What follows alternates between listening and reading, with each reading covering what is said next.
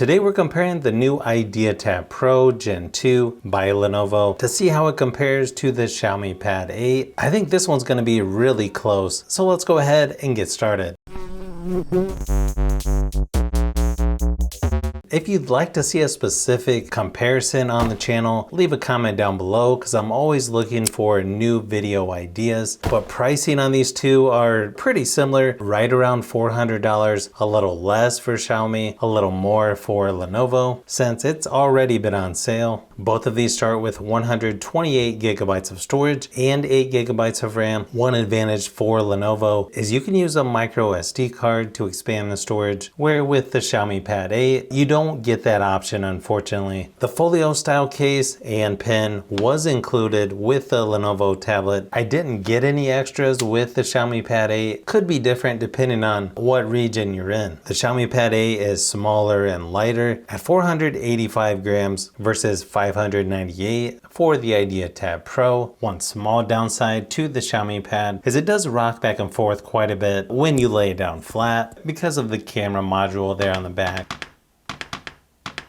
Both of these tablets have an IPS LCD display with up to 144 Hz refresh rate. Of course, with Lenovo being larger at 13 inches versus 11.2 for Xiaomi. They've also got pretty similar peak brightness at right around 800 nits. Pretty similar resolution, just a little bit higher for Lenovo at 2190 by 3504 versus 2134 by 3200 for the Xiaomi Pad 8. I think both of these actually look really nice in person. They've got similar contrast and viewing angles. It may just come down to how big of a tablet you want. The Xiaomi Pad's going to be a little more portable and easier to take on trips, but it's really nice to watch movies and YouTube videos, that kind of stuff, on a larger tablet like the IdeaTab Pro Gen 2.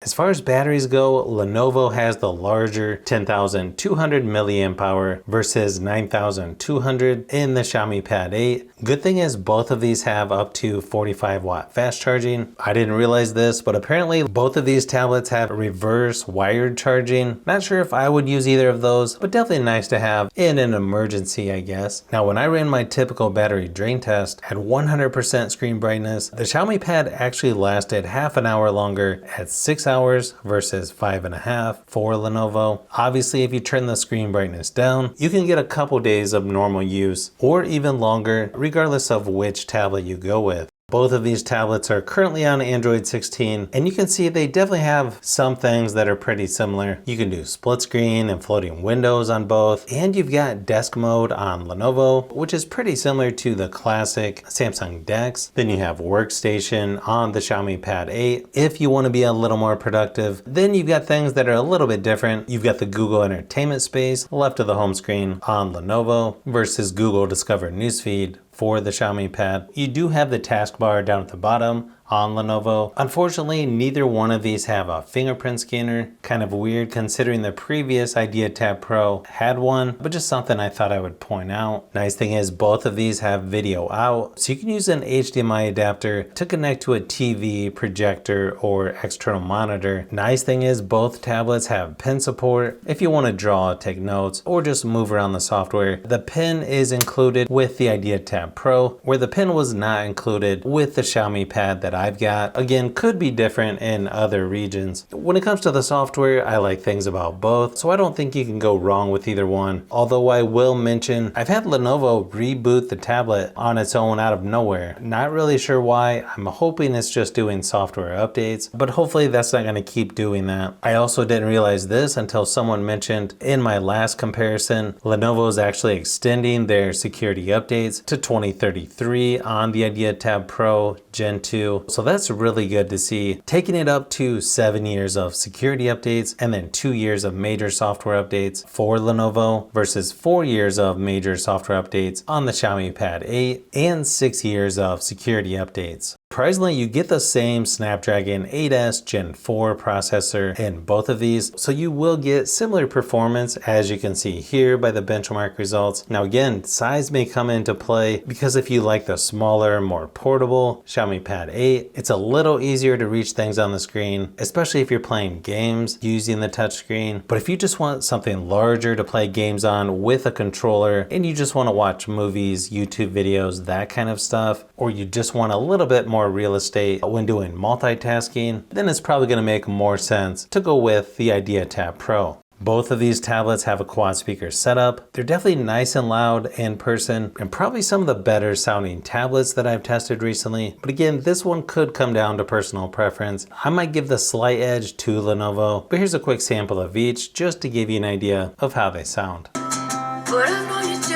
long, it hurts to watch your blue eyes fade to gray. But I've known you too long, it hurts to watch your blue eyes fade to gray. As you fade away,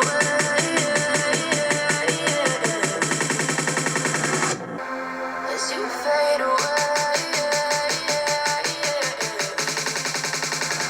as you fade away.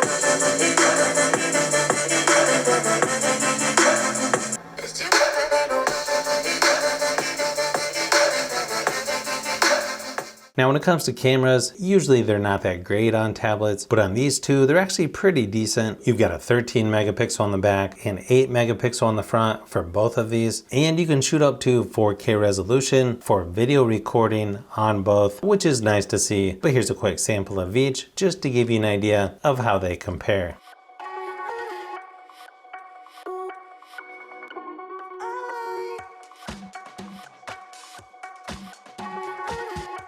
I think either of these would be fine for Zoom meetings or other video conference calls if you need to, but there's definitely slight differences between these two, and probably the biggest difference is going to be the size. The Xiaomi Pad is definitely lighter, more portable versus a larger tablet that gives you a little bit more breathing room to work on things. So it's probably going to come down to personal preference and which software you like better, because there's definitely quite a few things that are similar between these two. But if you like phones, tablets, and other tech, I've got a lot more comparisons that I'm working on as usual, so you'll want to keep an eye out for those upcoming videos.